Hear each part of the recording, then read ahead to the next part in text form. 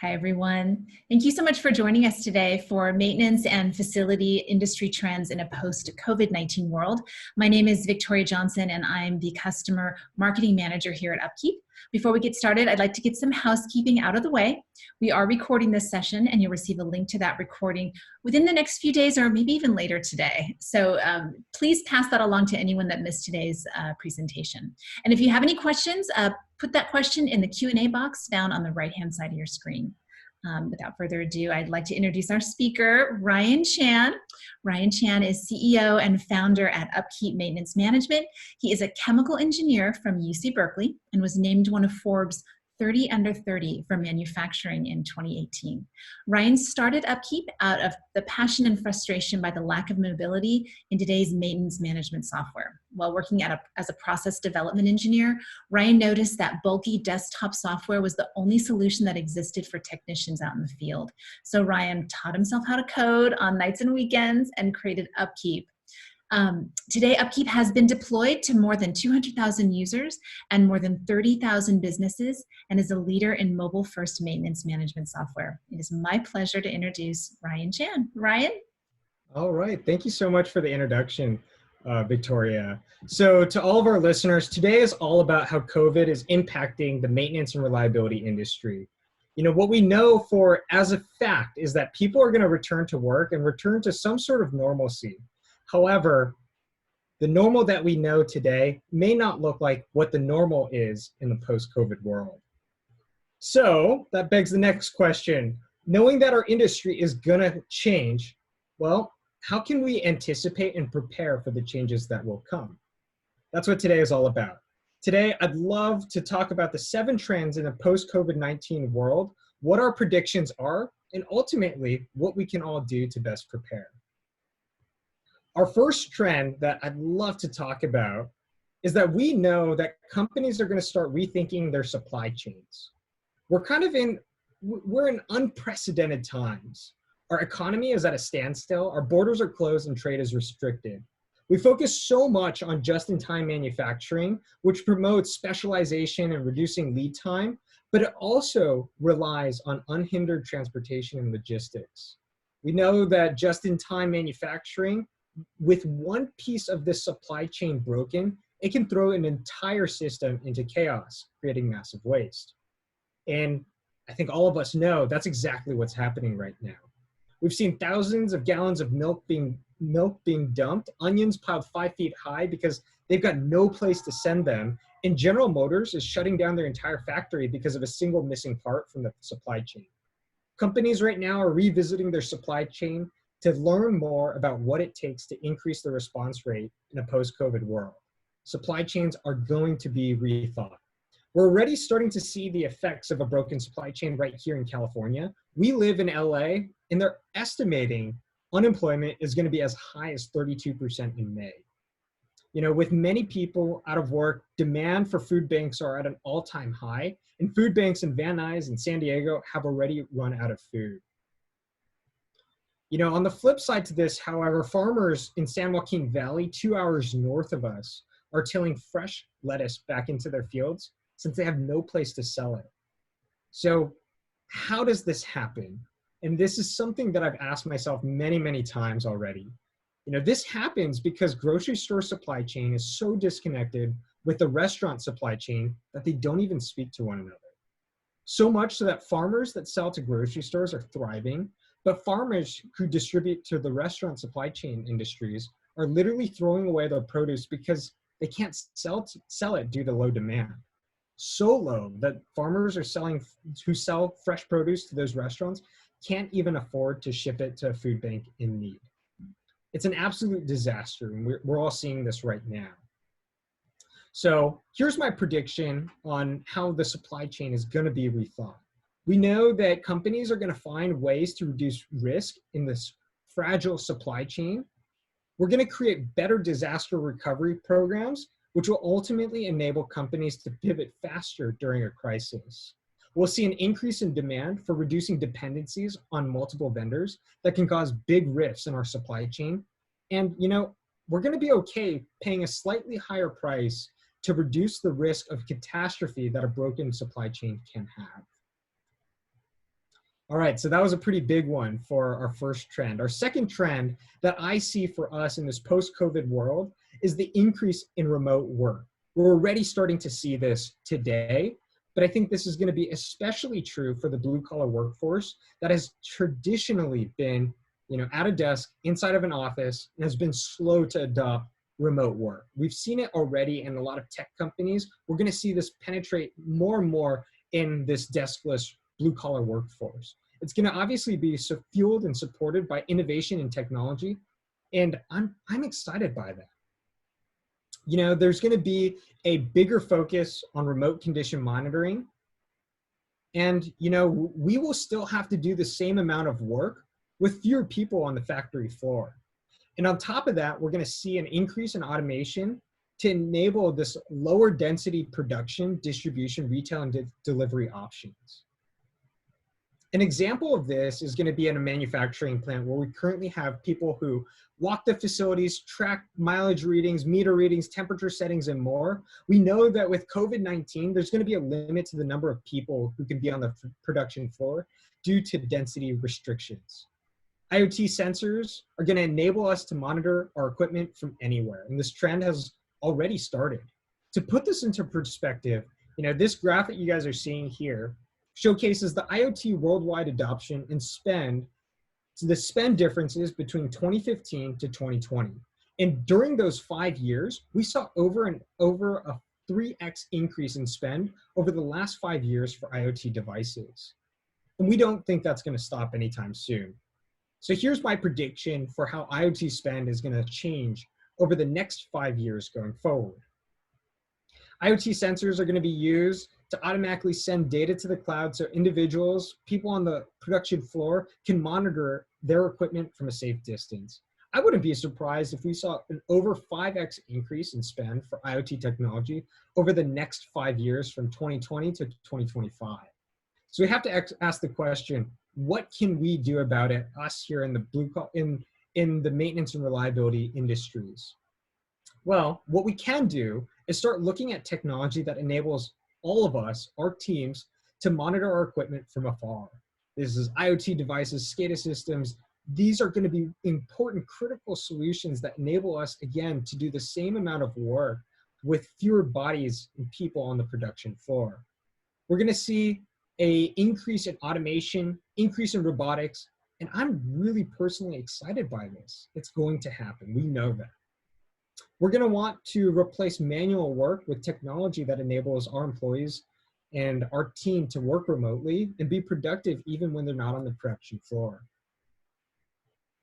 All right. Our third trend that I want to talk about, the rise of digital documentation.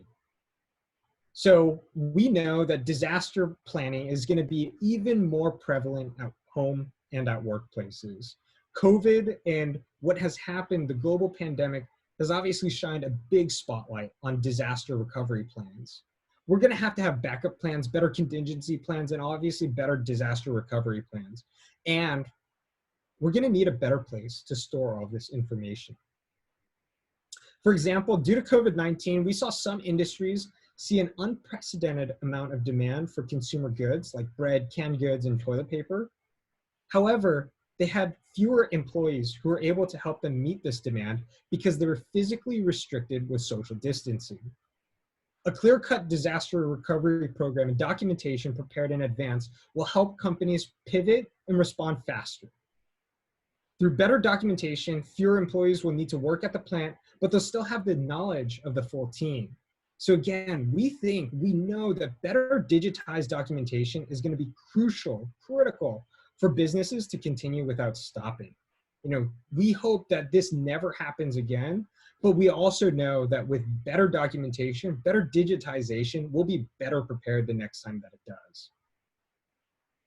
So we did a survey back in 2019, and we found that only 39% of maintenance managers are currently using a CMMS or a digitized maintenance management system to manage all of their maintenance tasks. And the rest of all the others, the 61% of all the others, they're using filing cabinets, tons of paper, pencil that can only be read by going to the plant floor, sorting through stacks and stacks of paper and filing cabinets. So we know that there's a big opportunity here. And we've got a prediction, obviously, for this trend. We know that companies are going to start adopting tools like UpKeep, like other collaboration tools that enable them to speak and collaborate and communicate digitally and document seamlessly. All right, our trend number 4. We also know that as a result of COVID, we are going to have to earn back the trust of our employees, the trust of our customers, and that's going to take time. In order for people to feel comfortable stepping inside of a facility in the future, we're going to need to focus on better sanitation so that their customers, their tenants, feel safe coming back to work. Qualtrics, a survey company, recently surveyed 2,000 American residents and found that 66% of people are hesitant about returning to work right now. And I'm one of them, to be very honest. It didn't matter of their age, from boomers to Gen Z, workers of all age were nervous about returning to shared workspaces. Oh yeah, and 70% of companies, us included, have an open floor plan, like this one. So here's my prediction. We think that workers are gonna want more space with a bigger focus on sanitation. They'll want regular updates on how often their workspace is sanitized, and obviously more frequent audits. We think that this is going to slowly enable customers and companies to earn back trust of their customers. Oh, and don't forget, I think cubicles will be cool again. All right, our trend number 5. We know that, as a result of COVID and in this post-COVID world, we're going to see a bunch of new technologies. We'll see a lot of technology that supports this touchless world, as it relates to COVID, coming back to work. We're already starting to see a rise in technology that enables collaboration and productive work without being there in person. And this is especially true in the maintenance and reliability industry. More companies are starting to adopt software solutions, especially those that enable us to do our work better, work more productively, and also remotely. So for example, people are adopting tools like Slack, like Zoom, like UpKeep to telecommunicate and better collaborate. This graph here shows usage by industry for a collaboration software that we also use here internally, Slack. And what we see from this graph is that mainly software, IT, services, and advertising have the highest rate of adoption for this collaboration software, Slack. But my prediction, I think that we're going to see an even higher rate of adoption across every single industry for better remote collaboration for tools like Slack and Zoom.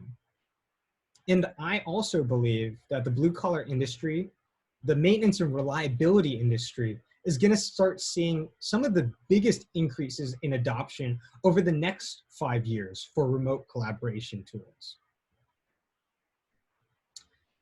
All right, so trend number 6. We are going to see an increase in demand for maintenance facilities and sanitation workers. I think that is absolutely true. This is going to come as a result of a big spotlight on the frontline employees due to the push for better sanitation, facilities management to earn back trust of their tenants and their workers. I think we're going to start seeing trade schools become even more popular than before, hopefully leading to what I'm really excited by, new innovation in the blue-collar workspace. All right, so here's my prediction. Right now, there are over 1.5 million general maintenance and repair workers in the US with an average hourly rate of $18 an hour. BLS states that this group of workers are going to grow by 8% by 2028. But remember, these are pre-COVID numbers. I think that the percentage might even double, and we'll see an increase in a high growth rate for this job sector over the next 10 years. This is going to come as a result of the push for better maintenance, sanitation, and repair work. And again, our industry is going to be impacted. I'm excited by the growth that we'll see as well. All right, our final trend number 7, something that we're already starting to see, buying behavior will change. Our economy is going to take time to recover. In the meantime, buying behavior, again, is going to change. We know that petty cash and a discretionary budget is going to be significantly reduced, and only essential purchases are going to be approved. So this is a graph published by Forbes. It's an example of the V-shaped, U-shaped, and L-shaped recovery models. And this path that Forbes assumes is that some industries and some companies might follow one of these paths. So we'll take Netflix in the world of online cinema as our first example. More recently, Fandango recently reported that Trolls is their most pre-ordered title ever and was the top-selling release on all 3 of its first 3 days. It was fueled what turned out to be the service's biggest total weekend in a short history. Buying behavior has already shifted. We're starting to already see entire industries be shifted from going to cinemas to the online digital format. So here's my prediction. The economy will come back, but there's going to be a bigger emphasis on technology. You know, whether it's streaming services like the Trolls example or remote condition monitoring, consumers will continue to purchase, but their purchases will be different. So this graph here shows how our spending habits have in fact already changed as a result of COVID-19. So get prepared. Our spending habits have already changed. So to sum all of this up, as we return to some sort of normalcy in this post-COVID world, you know, there's a few things. One, we're going to start to see the rise of new technologies. We're going to start to see the rise of more remote work in different industries that we hadn't seen before. And we know for a fact that supply chain is going to be shifted. We're going to start to see, we have already started to see a change in consumer spending habits and a rise in growth of different occupations. And me personally, I'm excited about what the new normal will look like in this post-COVID world. And don't forget, cubicles will be cool again. All right. All right, I can't wait. Just kidding. All right, well, thank you everyone for your attention, and thank you to your dedication to all of us here at UpKeep. We're working for you, really excited. Victoria, do we have any questions that came in? We do, yes. Thank you so much. And just a reminder, folks, if you have questions, please put those in the box on the right-hand side of your screen. First one is from Bruce. He asks, what industries do you see thriving after COVID-19? It's a great question. All right, great question. Yeah, so we talked about a few, right? Like food beverage companies right now are thriving. I think it's going to continue to thrive in the post-COVID world as well. I think a big part of it, you know, we know that people aren't going out to eat as much. So we're going to start to see things like, you know, canned goods. We're going to start to see people eat out less.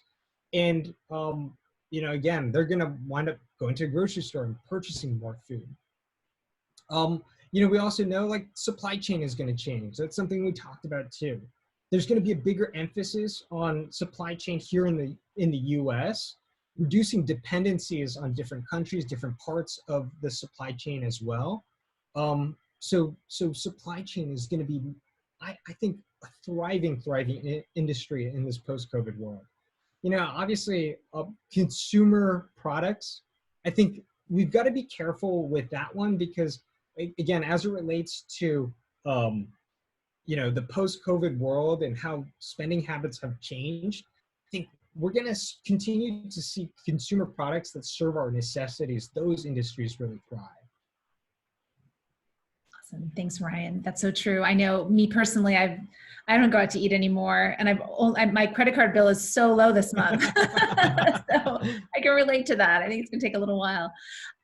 Next question is from Mike. He asks, what has UpKeep done to help their customers stay afloat during the pandemic? That's a great question. Yeah, I mean, I'm very, very thankful to our entire team. Our team has done some very, very amazing things. And just a few examples of some things that our team has done to support our customers, the industry. we launched a job board for companies still hiring and for those who were recently laid off. I mean, this was just a tremendous thing that someone from our team said they wanted to do. Obviously, we've continued to invest in new products like sensors to promote this remote condition monitoring. Really, really excited about that one.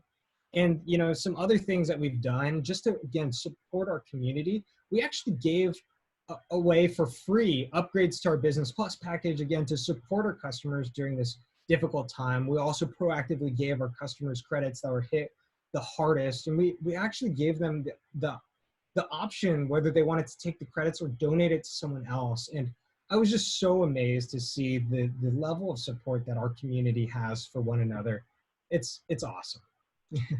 Ryan, I completely agree. I just started working here in January, and I've never worked for a company like this where the community has been so strong. And I know our customers, we love our customers. It's really apparent. And they love us too, which is so awesome. So yeah. I hope they do. They do. Thanks, Mike, for that question. Looks like we've got time for one more. What new features will be added to the product to help with these predictions?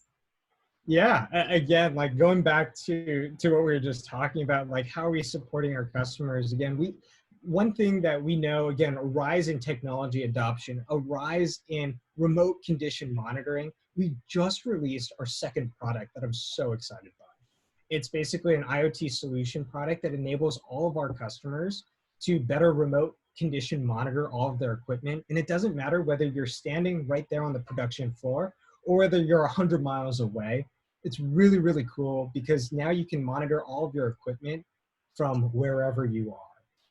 It's a really, really cool product that we have just released. And then the second thing that we've also got too, I'm really excited by this one because it's essentially, we know that our customers are going to need to get their customers back into the workforce. And a big part of it is, again, this idea around earning trust.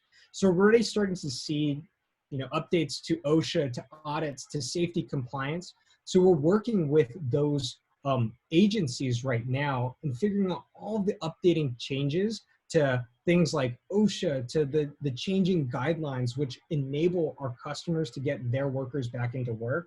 And so we're working on a product that basically you can look at different checklists, look at the different audit requirements, again, so that we can feel safe coming back to work. I'm really excited by that one. And that's going to be embedded into the UpKeep application, serve as a tool to enable our customers to get back to work. Oh, that's awesome. That is awesome. I can't wait to see that. That's going to be great. Me too. Well, Ryan, thank you so much for this great presentation. So appreciated sharing your predictions and talking about the trends. Really, really helpful for everyone out there. And thank you folks for joining us today. This has been a great presentation, and we're so grateful that you were here. If you have any questions, again, please keep sending them in. We'll answer them as many as they come. And thank you for joining us, and please stay safe out there. So thank you so much. Bye-bye. Thanks, Victoria. Thanks, everyone.